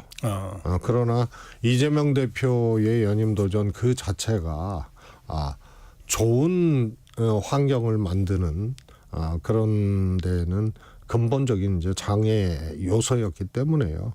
안 나오는 것보다는 나았다. 그래서 혼자 하는 것보다는 나았다. 이 정도로 평가할 수 있겠습니다. 그냥 들러리로 끝날까요? 아니면 의미 있는 득표를 하게 될까요? 김두관 후보. 저는 의미 있는 득표를 좀 할 수 있다고 봐요. 네. 그래서 지난번에도 이재명 대표가 압도적으로 77%가 넘는 득표율로 당대표가 됐는데요. 그때 이제 박영진 후보하고 77대 23 정도가 됐거든요. 양자 경선이었는데요. 이번에도 이제 비슷한 양상이 되지 않을까 싶습니다. 그러면은 김두관 후보 입장에서는 뭐라 그럴까요? 본인도 표현을 했지만 1%의 다른 생각을 갖고 있는 사람이라도 대변하겠다 했는데 그걸 조금 넘어서는 의미를 가질 수가 있죠. 예. 이 당대표 선거에 대해서는 이제 지금 말씀하신 대로 그냥 들러리는 아니고 나름 의미 있는 득표는 할 거다. 또 하는 것이 당을 위해서도 좋다. 이런 취지의 말씀이기도 한 것 같아요. 김두관 후보가 왜 하려고 하는지 그리고 당과 또 미래를 위한 우리 당원들 당 미래를 위한 메시지를 분명하게 제시를 하고 파이팅을 하게 되면 제가 보기에는 훨씬 더 의미 있는 득표를 할 수 있다고 봅니다. 그런데 함께 이제 진행되는 최고위원 후보 상황은 어떻습니까? 8명으로 이제 압축이 됐는데 이 8명 뭐 김두관 후보는 그야말로 왕당파들만 뽑혔다 뭐 이런 평가를 하더라고요. 지금 뭐 민주당의 현실이죠. 이재명 대표가 정말 유례 없이 정말 가장 강력한 이재명 당 또 강력한 당권 거기에 가장 강력한 지지율 이런 것을 다 갖고 있는 분이기 때문에 이것을 이제 거스르는 그런 입장으로는 후보들이 당선될 가능성이 없기 때문에요. 소위 말해서 뭐 이재명 친명 일색이다. 뭐 이런 것은 제가 보기엔 지금 당 환경이나 상황에서는 당연한 것이 아닌가 싶습니다. 그렇게 안 하면 최고위원 출마해도 당선 가능성이 없으니까요. 네, 그래요. 당연한 것이기도 하고 또 어쩔 수 없는 것이기도 하고. 예, 저는 조금 그런 상황들이 민주당답지는 않다. 또 민주당에 별로 좋지는 않을 거다. 그리고 뭐 저는 뭐 쭉 얘기를 했지만요. 대선 이후 지금까지 쭉 얘기를 했지만 윤석열 당시 후보로서 대통령에 당선됐던 그 득표율, 그다음에 지금 국정 지지율 아주 뭐 단순한 것입니다. 이재명 대표의 당시 득표율, 그다음에 지금 지지율 이런 것을 보면요 비슷하게 까먹었어요. 두 분 다. 그래서 그다음에 총선에서 대승하고 압승하고 그런 다음에 당 지지율이 상승하지 않고 있고 그래서 국민의힘하고 뭐 총선 전에도 접전, 지금도 지지율 접전이거든요. 이런 것들이 압승하고 난 다음에는 이게 좀 달라져야 되는데 네. 이게 마치 맨홀 뚜껑에 닫힌 것처럼. 그래서 이재명 대표의 지지율의 그것이나 당 지지율의 그것이나 그 원인이 뭐냐. 이런 것들을 잘 살펴볼 필요가 있다. 그래서 이재명 대표의 뭐 연임, 또 이재명 대표의 강력한 당권, 또 뭐 현재로서는 민주진영 내에서는 뭐 가장 강력한 지지율을 갖고 있고, 네. 그다음에 후보들도 친명, 뭐 공천 과정에서 반명 뭐 전부 하여튼 공교롭게 탈락을 했고, 이런 것들이 결국은 지지율을 상승시키지 못하고 가다놓는 거, 이게 더 무서운 거거든요. 아하. 그래서 예선용 정당, 예선용 대선 후보가 되면 안 되거든요. 네. 축구에서도 국내에서는 헐헐 나는데 그래요. 예. 국제 경기만 나가면은 옴짝달싹 못하는 선수들이 있잖아요. 네. 그래서 예선용 정당, 예선용 이 후보가 되면 참 이거는 곤란한 것이다. 그러면 본선은 뭐냐면 정당의 존재 조건이 집권 아니에요. 네, 집권이죠. 그래서 집권하는데 우리나라는 대통령제 하니까 대선에서 이겨야 되는데, 그런데 총선 이기고 뭐 다 좋은데 당 지지율이나 후보 지지율이나 이런 것들이 답보 상태에 있으면은 제가 보기엔 대선에서 깜짝 쇼 한 방으로 상대 당에 국민의힘이나 이런 데서 깜짝 쇼 한 방으로 엎어질 수 있는 거예요. 네. 지난번도 그런 거 아니에요? 정상적으로는 정말 검사만 하다가 나온 윤석열 후보가 대통령이 된다는 게 상식적으로는 어려운 거 아니에요. 그런데 어떻게 보면 그것도 물론 과정들이 있었습니다만 어떻게 보면 깜짝 당선이거든요. 그래서 민주당이 후보나 당이나 지지율을 민심을 먹고 이 지지율을 상승시키고 이렇지 못하고 오랜 기간 정체돼 있고 이렇게 닫혀 있는 것은 훨씬 더 불안한 거예요. 알겠습니다. 근데 그런 걸 개선할 수 있는 여지들이 안 보이니까 제가 이제 걱정이 많이 되는 거죠. 예, 알겠습니다. 예선용 정당이라는 지적을 더불어민주당이 좀 깊이 좀 성찰해야 될 것 같습니다. 오늘 여기까지 말씀 듣겠습니다. 고맙습니다. 감사합니다. 네, 최재성 전 청와대 정무수석이었습니다.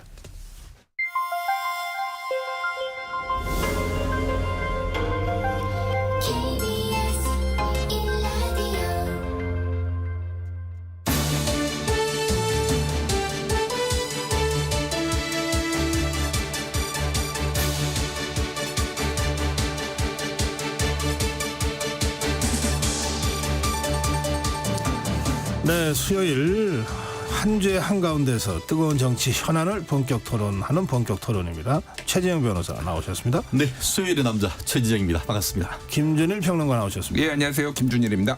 예, 수요일의 남자라서 비를 몰고 오셨습니다. 아, 물폭탄인 것 같습니다. 지금 정말. 그래요? 바깥이? 예, 제가 여기 제 시간에 올 수 있을까 했을 정도로 강변북로 하는데 앞이 안 보일 정도였는데 안전운전했으면 좋겠습니다. 예. 오늘 특히 이제 서울 같은 경우에는 예전에 강남 침수됐을 때 약간 이렇게 비 많이 왔었거든요. 오늘 좀 많이 조심하셔야 될 것 같아요. 그리고 뭐 이제 행안부나 당 뭐 이제 지자체에서 조금 관리를 좀 해주셔야 될 것 같아요 오늘. 네, 지금 뭐 여러 지역에서 지금 호우 경보, 호우 특보가 계속 발령되고 있으니까 여러분들 방송 들으시면서 늘 재난 방송 좀 염두에 두시고 저희 KBS와 함께 해주시면 좋겠습니다. 자, 이 국민의힘은 이제 일주일도 안 남았네요. 예, 전당대가 이제 정말 막바지 국면으로 접어들었습니다. 예, 국민의힘 얘기부터 좀 할까요? 네. 어제 채널A TV 토론에 뭐 달라진 게 없더라. 뭐 이렇게 얘기를 할 수가 있을 것 같고, 달라진 게 없다는 것은 네거티브 전 자체에서의 큰 차이가 없다. 다만 일부 달라졌다라고 한다고 하면은 워낙 당외의 비판이 거세다 보니까 그래도 그나마 어제 같은 경우에는 정책적인 부분에 대한 그 일부의 어떤 그 얘기도 있었다. 대표적인 케이스 같은 경우에는 비동의 가늠이 어떻다, 이런 법률적인 문제 이런 부분에도 있었던 것 같은데 어쨌든 어제 같은 경우에는 그 세 줄로 요약하면은 한동훈의 마이웨이 그리고 원희룡의 한동훈 쫓아가기 그리고 또 나경원의 양비론 이렇게 정도로 지금 그 정리가 됐을 것 같습니다. 네, 김준일 평론가 어떻게 보셨어요? 예, 이제 어제 채널A에서 제 인상적이었던 거는 김건희 여사 사과해야 이렇게 질문했을 때 4명이 모두가 0표.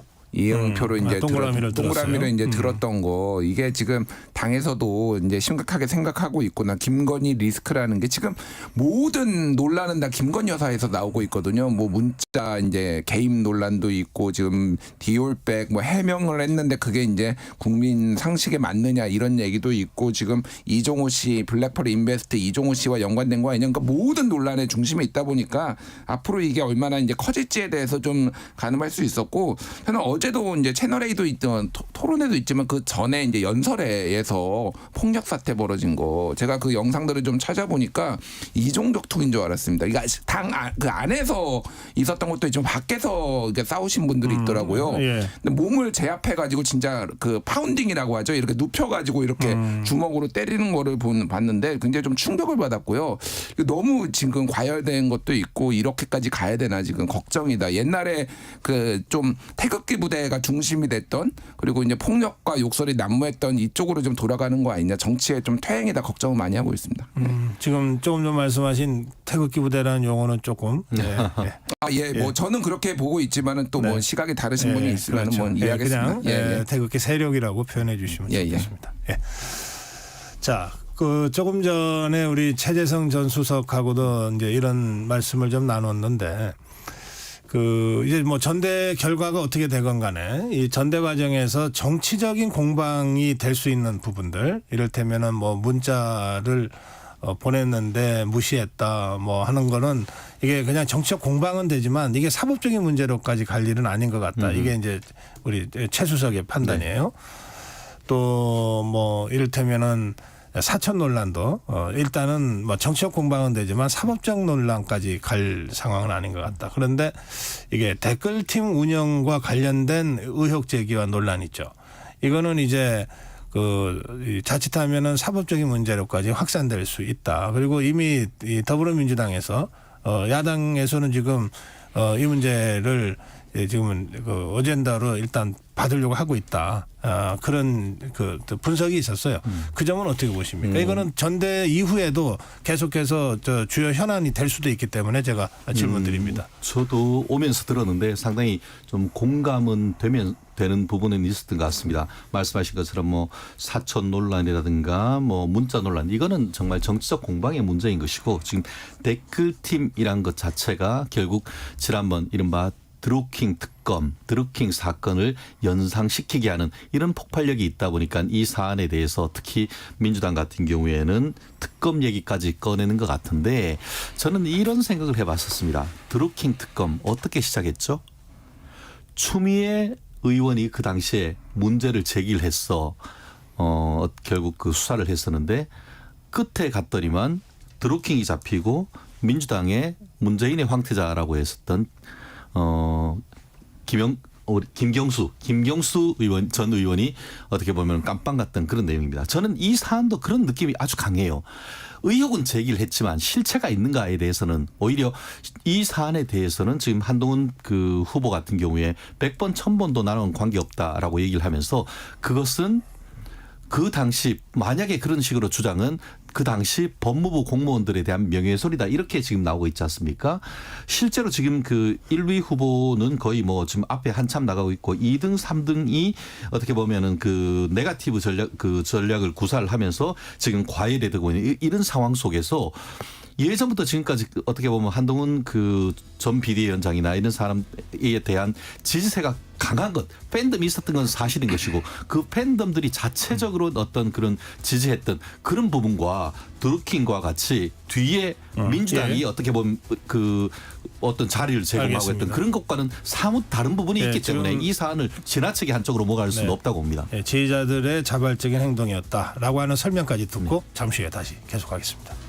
2024년 10월 1일부터 폐기물 처리 현장 정보 전송 의무화가 사업장 일반 폐기물과 수출입 폐기물까지 확대 시행됩니다. 사업장 폐기물의 올바른 처리와 안전하고 투명한 관리를 위해 꼭 기억하세요. 폐기물 수집 운반자는 차량의 실시간 위치 정보를, 폐기물을 처분하거나 재활용하는 자는 반입된 폐기물의 중량과 함께 촬영된 영상 정보를 실시간으로 전송해야 합니다. 보다 자세한 사항은 폐기물 처리 현장 정보 관리 시스템 홈페이지를 참고하세요. 이 캠페인은 환경부와 한국환경공단이 함께합니다. 잠시 후 8시 반부터 일부 지역국에서는 해당 지역 방송을 보내드립니다. 워렌 버핏은 가치 투자, 필립 피셔는 성장주 투자, 피터 린치는 장기 투자. 방법은 달라도 목표는 하나. 성기영의 경제쇼가 성공의 길로 안내합니다. 깊이 있게, 명쾌하게, 지금 이 시대 경제에 관한 모든 것을 알려드립니다. 평일 오후 4시 5분 성기영의 경제쇼와 함께하십시오.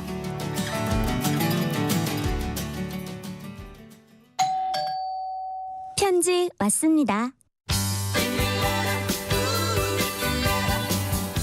퇴근길 지친 당신에게 힘이 되는 뉴스를 전해드립니다. 매일 저녁 5시 5분 당신과 함께 읽는 세상 이야기 KBS 1라디오 뉴스레터 K. 지금 시각은 8시 30분입니다. KBS.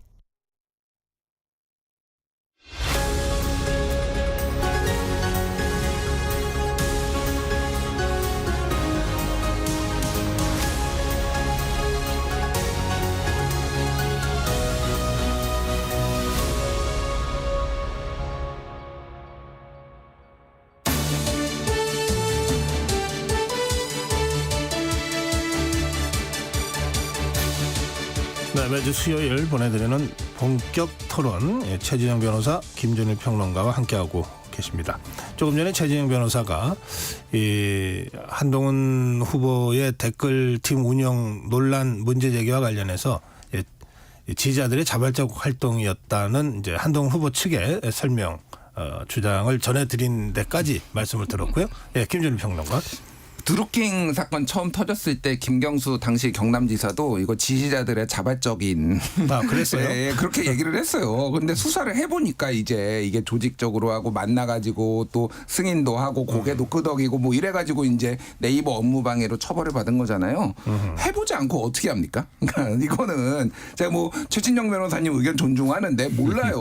그러니까 뭐 양문석 의원이 찾아낸 거 보면은 뭐 J500이라는 이 아이디 같은 경우에는 그 작년 5월부터 최근까지 한 거의 2년 동안 18,000개 정도 댓글을 달았다라는 거예요. 그러면은 이건 기본적으로 2년 동안 1년에 9,000개니까 하루에 한 250개에서 300개씩 매일 단 거예요. 댓글을.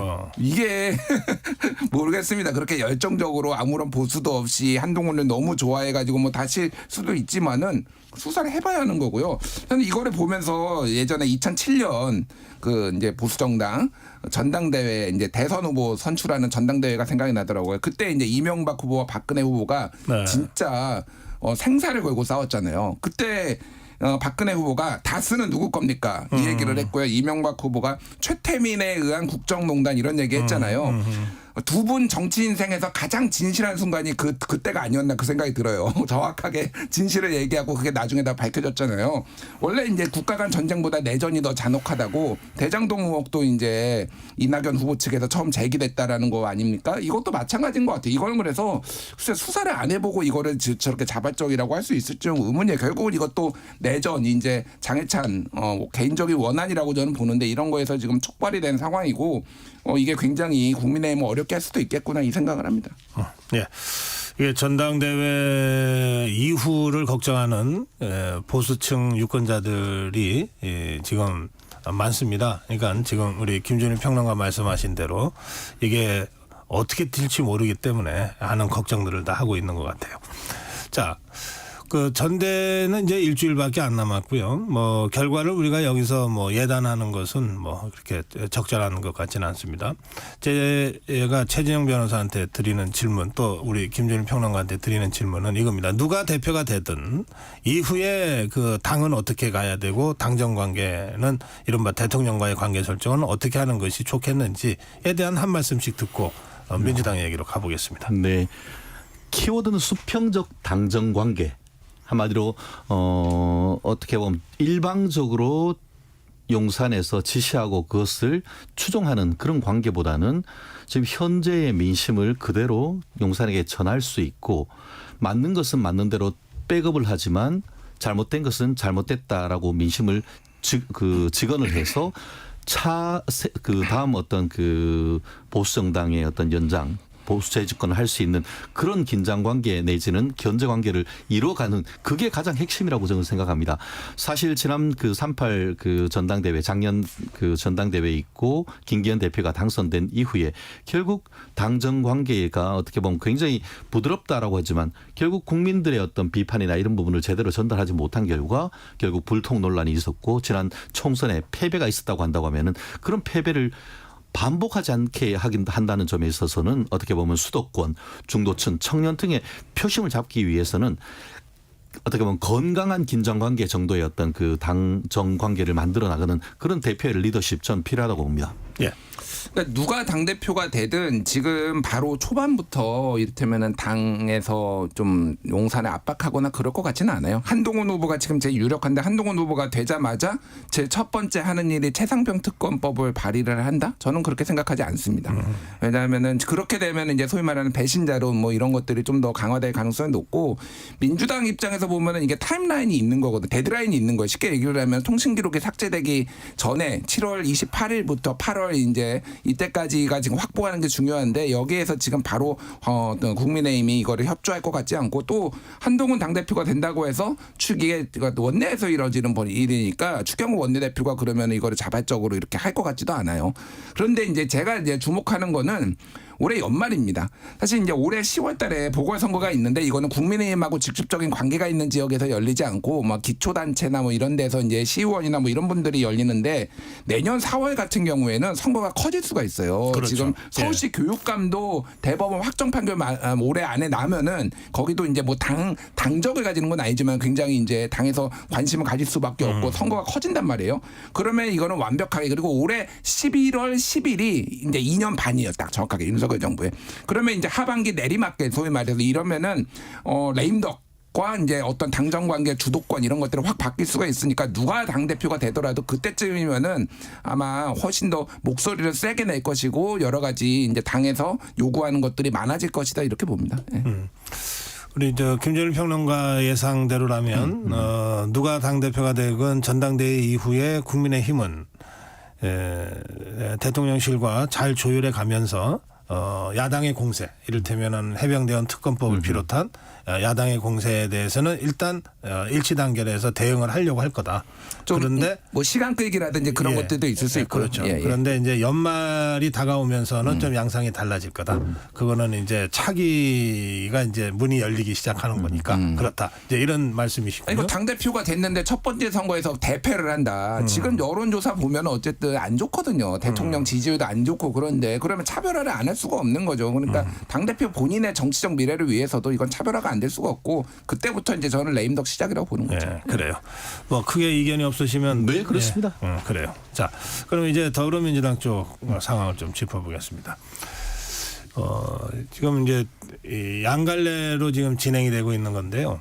그 당 대표 후보는 3파전, 그리고 최고위원은 8명, 그렇게 지금 이제 정리가 됐습니다. 김준일 평론가 어떻게 평가하십니까? 일단 그러니까 민주당 당대표 같은 경우에는 77.7%가 기준점이 될 것 같아요. 뭐가 됐든. 예. 지난번에 이제 획득했던 그게, 그래서 비슷하게 나오면은 앞자리가 어쨌든 이재명 대표 득표율이 앞자리가 7로 나오면은 이게 큰 문제가 없는데, 막 앞자리가 막 89, 막 90 이렇게 나오면은 또 이재명 뭐 이거 더불어 공산당이냐 막 이제 이런 비판들이 나올 것 같고 이게 6자로 떨어질 경우에는 이재명의 당 장악력이 많이 떨어졌네. 이재명 반대 세력이 굉장히 늘어났네. 이런 얘기가 나올 것 같아서 제가 보기에는 이재명 대표도 지난번하고 비슷하게 득표하는 거를 목표로 하지 않을까. 뭐 그 생각이 들어요. 그거 그렇게 생각대로 될까요? 알 수 없죠. 알 수 없는데 예, 그렇게 바라지 않을까 그렇게 생각을 하고 저는 그 뭐 좀 숫자로 말씀드리면은 김지수 후보 같은 경우에는 한 3% 정도 이제 보고 있고요. 과거의 사례들을 봤을 때 지명도가 높지 않은 분들이 나왔을 때 그리고 김두관 후보가 한 20% 안팎이 될 것 같아요. 그러면은 22부를 합치면 23이거든요. 그러면 77이 나옵니다. 이재명 후보. 그래서 지난번하고 비슷하게 나오지 않을까 약간 뭐 75, 77 이 정도 전 보고 있어요. 예. 그 2002년에 노무현 후보가 대통령 후보 확정될 때요. 광주까지 가서 이제 판이 정리가 돼 버려 가지고 다들 막 중도 사퇴하고 이래서 정동영 후보 혼자 달랑 남아서 마지막 경선 지킴이 했어요. 그때 이게 너무 압도적으로 일방적으로 되면은 이게 전대 흥행에도 좀 그 영향을 미친다 해서 그때 노무현 후보가 정동영 후보 표 지지해 달라고 연설도 한 적이 있어요. 근데 그러다가 이게 진짜 표가 굴러가면 또 이상이잖아요. 그래서 그 스탠스 잡기가 참 그 어렵다는 얘기를 그 당시 이제 한 적이 있거든요. 그 한 20년 전입니다. 지금 양상이 좀 비슷한 것 같으네요. 죄송합니다. 저는 그때랑 다르다라고 보는 게 왜 그러냐면은 그때는 모두가 노무현이 대선 후보가 될 거라고 생각을 안 했고 자기가 될 거라고 생각해서 나왔는데 중간에 판이 이상해지면서 그분들이 보기에는 그래서 사퇴를 한 것이고 지금은 어차피 어대명이잖아요. 그러니까 소위 말해서 그러니까 그리고 김지수라는 이제 이 38살 이분도 본인의 이름을 알리기 위한 거고 돈까지 냈는데 중도에 사퇴를 하면은 이건 아무런 실익이 없는 거고 김두관 후보도 마찬가지 당선되려고 나온 게 아니잖아요. 더 선명한 메시지 내가 이재명의 대안이다. 반대쪽에 대안이다라는 걸 말하기 위해서라면 전 사퇴할 일은 없다고 봅니다. 끝까지 갈 것 같아요. 월요일이 우리 초복이었습니까? 초복에 삼계탕을 먹는데 삼계탕 먹으러 가지 깍두기 먹으러 가지는 않지 않습니까? 무슨 말이냐? 이번 민주당 전당대회는 어떻게 보면 당 대표 메인 디시를 가지고 싸워야 되는데 메인 디시에 대해서는 사실상 5대명을 넘어 확대명 확실하게 대표는 이재명 이 정도의 얘기는 어떤 보면 정치평론가계에서 거의 확실한 어떤 그 대세인 것 같은데요. 그래놓고 이제 최고위원 뭐 굳이 깍두기라고 제가 비유해서 송구스럽습니다만 그분들 또한 내가 정말 이재명과 같이 갈 이 최적임자다 이렇게 얘기를 한 것을 보고 누구는 뭐 수석 변호사인이 되겠다. 누구는 뭐 대통령 선거의 러닝메이트가 되겠다. 이런 식으로 얘기를 하면서 김이 빠진 그런 전당대회가 되고 있는데요. 다만 그 과정에서 그래도 긴장감을 불어넣었던 것이 지금 김두관 전 의원이다 저는 평가를 하는데 저는 김두관 전 의원이 나오시면서 최근 여론조사를 봤더니만 적지 않은 그 지지를 받는 그런 모습을 봤어요. 그리고 더불어서 이재명 전 대표가 연임하는 것에 대해서도 상당히 부정적인 측면이 강조되고 있는 여론의 흐름을 보고 있는데 그렇다는 점에서 5대명 내지 확대명은 맞지만 그것이 과연 77.7%를 넘길 것인가 했을 때는 저는 아니올시다 쪽에 포커스를 두고 있습니다. 오히려 지금 현재 시점으로 봤을 때는 뭐 내부적인 뭐 2.5대 뭐 7.5 이런 것도 당권 뭐 민심 그런 게 있습니다만 의외로 김두관 후보가 선전에서 30% 이상 나올 가능성이 상당히 있고 그것은 결국 이재명 후보에 대한 사법 리스크 그리고 포스트 이재명에 대한 민주당 지지자들의 어떤 희망사항 이런 부분도 저는 반영될 것이라고 예측합니다. 알겠습니다. 김준일 평론가는 이재명 대표의 득표율이 한 77% 정도 그리고 지금 최재형 변호사는 60%대로 나올 가능성 이렇게 두 분이 약간 다르게 전망을 하셨습니다. 최고위원 선거 짧게만 좀 말씀드릴게요. 그러니까 지금 8명이 올라갔는데 뭐 한준호, 김민석, 민연배, 김병주, 강선우, 전현희, 이현주 그리고 원외 이제 정봉주 이렇게 8분이 올라갔는데 거래 타선이 없다. 그러니까 야구로 치면은 왜 거래 타선이 없냐면은 모두가 친명이고 모두가 이재명을 지키겠다라고 하시는 분들이라서 거래 타선이 없을 것 같아서 저는 이분들 중에 누가 떨어질까 이게 더 궁금해요. 사실은 누가 붙을까보다 그러니까 당원들이 보기에는 이 사람은 덜 이재명을 지킬 것 같다 이렇게 보고서 떨어뜨릴 가능성이 높은 거잖아요. 그래서 근데 진짜 만만치 않거든요. 근데 유의미하게 하나 봐야 되는 게 이재명 대표가 저번에 당 대표 출마 선언했잖아요. 그 옆에 뒤에 서 있던 분들이 이 중에 있어요. 예, 제가 뭐 이분들을 찍으라고 알려드린 게 아니라 그 뭐 당원들은 다 알 텐데 강선우 의원이 있었고요, 김민석 의원이 있었고요, 한준호 의원이 있었어요. 그러니까 이거 저는 이건 되게 의미심장하다. 그러니까 이재명 대표 입장에서는 그건 아무나 쓸 수 있는 거 아니에요? 이재명 대표가 6명만 서 있었으니까. 그러니까 예. 그 누구든지 최고위원 나갈 사람들은 다 서고 싶어 했을 것 같은데. 그렇죠. 예. 그런데 이재명 대표가 그 자기 곁을 허락한 사람이 누구냐, 뒤를 허락한 사람이 누구냐. 그런 의미. 뭐 이런 것들이 있는데 어쨌든 굉장히 이게 저는 흥미진진하고 당 대표 선거보다 최고위원들이 어떤 메시지를 내릴 것이냐. 뭐 이현주 의원 같은 경우에는 본인이 전략 자산이다. 뭐 이런 얘기도 하고 있거든요. 네. 전략 자산은 지금 써야 된다. 지금 당이 위기일 때 뭐 이런 얘기도 해서 굉장히 좀 흥미롭게 좀 보시면 될 것 같아요. 네. 그래요. 근데 국민들은 별로 관심이 없는 것 같아요. 놀잼이죠. 예. 아니 그런데 지금 국민의힘 전대가 먼저 시작됐고 네. 또 워낙 치열하게 이 공방전이 전개됐기 때문에 상대적으로 언론의 관심도 그쪽으로 갈 수밖에 없었지만 이제 7월 23일 날이나 7월 28일 날 끝나고 나면 8월 18일이죠. 더불어민주당. 예, 8.18 전당대회. 예, 그러니까 맞습니다. 적어도 8월 달에 한 보름 가까이는 더불어민주당의 시간이잖아요. 예, 그러니까 그때 가서는 또 다른 국민적 관심이 모아질 거라고 저는 생각합니다. 근데 문제는 그 민주당의 딜레마는 8월 달 1, 2주 내내 프랑스 파리 올림픽이란 거죠. 결국 국민들 그렇기 때문에 이제 국민의힘 같은 경우에도 전당대회를 8월 달 하느냐 아니면 7월 달 하느냐 그걸 두고 얘기를 했을 때에 국민들이 마음 놓고 이 올림픽을 즐길 수 있고 우리 태극 전사들을 응원할 수 있도록 했는데 그런 점에서는 민주당이 약간 타이밍에 있어서 조금 좀 미스가 아닌가 그런 생각도 해봅니다. 그래요. 예. 저기 아까 그 최고위원 잠깐 말씀을 하셔서 생각이 난 건데 이 트럼프가 총격을 받았어요. 예. 근데 갑자기 그 닥터 헬기가 호출이 돼가지고. 근데 불과 하루 만에 이게 팩트가 틀린 걸로 확인이 돼 버렸잖아요. 근데 왜 이런 걸까요? 이것도 역시 뭐 다들 어떻게 하면은 이재명 대표한테 마음에 들까 뭐 이런 겁니까? 그러니까 저는 이게 정치인의 덕목 중에 하나가 잘못됐거나 사과해야 될 일이 있으면은 깔끔하게 사과를 하는 것도 좋다고 생각해요. 이제 네. 무리하게 또 뭔가를 끌어들이고 그때 상황이 어떻고 그때 이제 부산대병원에 있다가 이제 서울대병원으로 이제 헬기를 타고 이송을 했고 그게 이제 뭐 논란도 있었고 부산의 지역 감정도 이제 했는데 굉장히 안 좋아졌는데 이거를 굳이 다시 꺼내야 되는 이유가 있을까? 이미 이제 그때 다 두드려 맞았잖아요. 쉽게 얘기하면 다 잊어버리고 있었어요. 다 까먹고 있었는데 갑자기 더불어민주당 국회의원들 몇 명이 끄집어냈거든요. 그러니까 이게 이제 소위 말하는 친명들이 이제 이재명만 바라보고 이재명만 두드려 맞고 트럼프는 왜 안 때려 이것도 아니고 그러니까 이게 뭘 말하려는 건지 트럼프도 때려주세요. 근데 사실은 팩트도 틀렸어. 이렇게 하면은 이거는 전략적으로 약간 자해적이고 나쁜 방식의 회고를 하게 하잖아요. 그러니까 그래서 저는 이런 것들은 진짜 자제를 하셔야 된다. 그리고 지금 그거는 부적절했어요. 제가 보기에는 이해될 부분도 있어요. 어쨌든 이해될 부분도 있지만은 이 부분은 사과를 하는 게 그때 당시에도 조금 정확하게 사과를 하는 게 맞고 그 더 이상 이제 지역 어떤 정서나 이런 것들을 자극하지 않는 게 나을 것 같아요. 예. 네.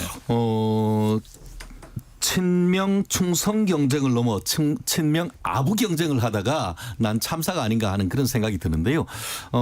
사실 그 당시 어떻게 보면 이재명 그 후보에 대한 테러가 있었을 당시는 어떻게 보면은 닥터 헬기로 해서 서울대 병원까지 갔고 지금 엊그제 그 트럼프 후보에 대해서는 그런 어떤 총격까지 받았음에도 불구하고 차량을 이용해서 바로 지역에 있는 지역 병원에 갔다가 결국 그 본인의 어떤 본거지로 돌아갔던 그런 모습이 있는데 그런 사실까지도 왜곡하려고 하는 그런 모습 과연 그 충성 경쟁이 이재명 후보에게 도움이 되느냐 국민들의 지지를 끌어낼 수 있느냐 이런 비판을 하지 않을 수가 없는데 지금 아까 얘기한 것처럼 민주당 최고위원 후보들 같은 경우에 아부 경쟁이 나는 수석 변호인 되겠다. 이재명 인질 구출 작전을 하겠다. 이재명 집권 플랜 본부장을 하겠다. 이런 말을 두면서 일극체제란 말이 국민에게 떠오르고 그렇기 때문에 이제는 민주가 없다는 그런 비판이 있는 것 같은데요.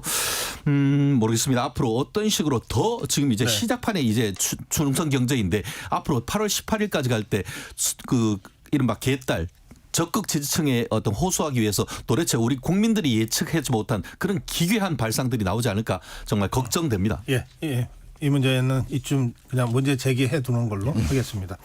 이 양당이 전당대회를 치르는 와중이라 이 국회 상황이 아무래도 좀 뉴스를 좀 덜 받는 것 같아요. 그런데 사실 국회도 계속해서 지금 가동되고 있잖아요. 오늘 이제 두 분과 함께 그 문제를 좀 몇 가지 짚어보고 싶은데요. 우선 탄핵 소추 국회 청원청문회가 곧 열릴 건데 대통령실은 그 지금 출석 거부했습니다. 예, 출석 요구서 수령을 거부했어요. 또 그런가 하면 검찰총장도 지금 증인 채택을 했죠. 더불어민주당에서. 이 검찰총장이 그 청문회에 나갈 것 같지 않거든요. 지금 상황으로 봐서. 이렇게 지금 한쪽에선 강행하고 한쪽에서는 아예 그걸 거부하는 양상이 지금 계속되고 있습니다.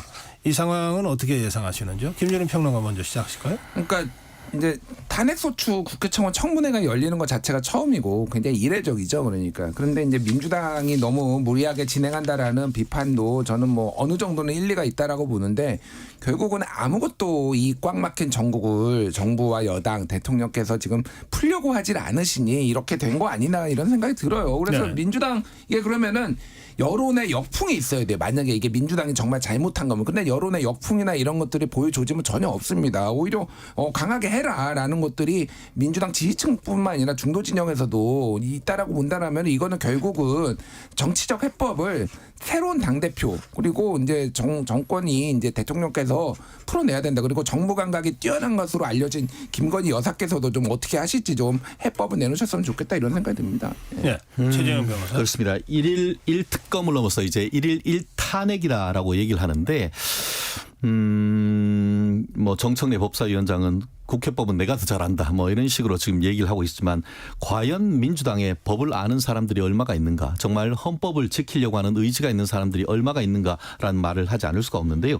탄핵이란 것은 기본적으로 이제 공직에서 파면하는 겁니다. 그렇다고 하면은 아까 예를 들어서 지금 민주당이 지금 그 이재명 수사를 했던 그 검사 4명을 탄핵을 하려다가 민주당 그 검찰 측에서 그것이 직권남용이고 명예훼손이고라고 고소를 하고 나아가 경우에 따라서는 그것이 어떻게 보면은 무고죄가 될 수 있다라고 하니까 주춤하면서 더 이상 진행을 못 하고 있는 것 아니겠습니까? 네. 그런 부분에 있어서 이 사안도 마찬가지인 겁니다.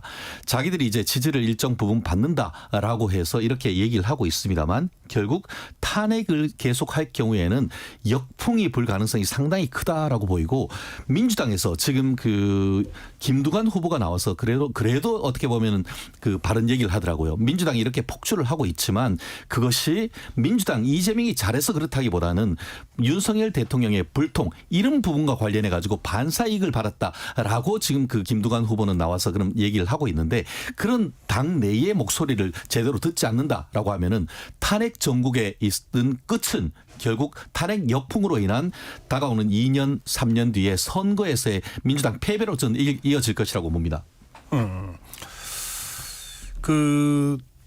지금 이 문제는 그 역풍이 불 거라는 것이고 지금 역풍이 안 불고 있다. 당장 민심을 봐라. 지금. 아니, 그러니까 증거를 가지고 우리가 얘기를 해야 돼. 뭐 더불어민주당 지지율이 떨어진다든지, 뭐 대통령 지지율이 오른다든지, 뭐 이런 게 있어야 되는데 어디에 역풍이 있다라는 건지 저는 잘 이해가 안 됩니다. 지금 말씀드릴까요? 네. 좀 그 준비되지 아니한 여론조사 얘기하면은 또 이게 좀 힘들기 때문에 최근에 어쨌든 뭐 윤석열 대통령의 지지율이 조금은 반등하는 점이 있고 더불어서 그렇게 지금 1일 1탄핵 1일 특검을 하고 있지만 민주당의 지지율이 답보 상태 오히려 상당 부분 어떤 경우에는 떨어지는 그런 모습 자체가 국민들 특히 수도권 중도층 표심이 민주당의 어떤 그런 어젠다에 동의하지 않는다는 것을 간접적으로 반증하는 거라고 봅니다.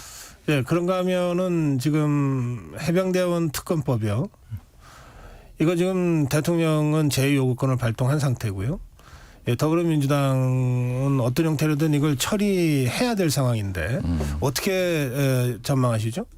일단 원래 19일 이전에 이제 처리를 하는 건 최상병 일주기 이전에 처리하는 걸 목표로 했지만은 지금은 국민의힘 전당대회 이후로 지금 미루는 걸로 거의 확정이 된 상황이잖아요.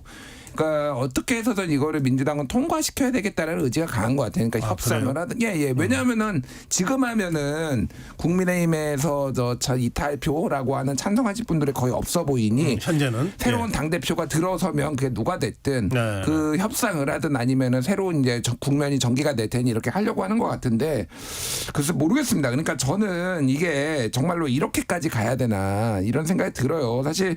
그러니까 제가 그 다른 국민의힘 그 전당대회 이번에 당대표 나오신 분들한테 3년 내내 민주당은 특검법 발의할 텐데 3년 내내 이렇게 가려고 하나? 뭐 이 생각을 합니다. 이거는 국민적 여론이 너무 압도적이기 때문에 어떻게 해서든 해결을 해야 돼요. 그런 부분에 있어서는 빨리 전향적으로 뭔가 협상에 좀 앉았으면 좋겠다 이 생각을 합니다. 말씀드린 것처럼 이 자리에서 말씀드린 것 같은데 정말 민주당이 그 최상병 특검을 하려고 하면은 민주당이 2014년에 만든 상설 특검 그대로 진행을 하면 되는 겁니다. 아시듯이 법조 3년 그러니까 법무부 차관 또 행정처 그 차장 그리고 또 대한변협협회장 플러스 국민의힘 민주당에서 추천해낸 7명을 가지고 거기에서 어떻게 보면 대통령이 한 명을 선택할 수 있도록 그런 쪽으로 간다라고 한다고 하면은 누가 국민의힘 그 국민들 중에 그걸 반대할 사람이 얼마나 많겠습니까? 물론 윤석열 대통령에 대한 적극 지지층 같은 경우에는 일부 반대하겠지만 그런 점에 있어서 결국 민주당은 자기가 고발해놓고 자기가 수사하겠다는 그런 거기 때문에 국민들이 거기에 반응을 별로 하지 않는 것이죠.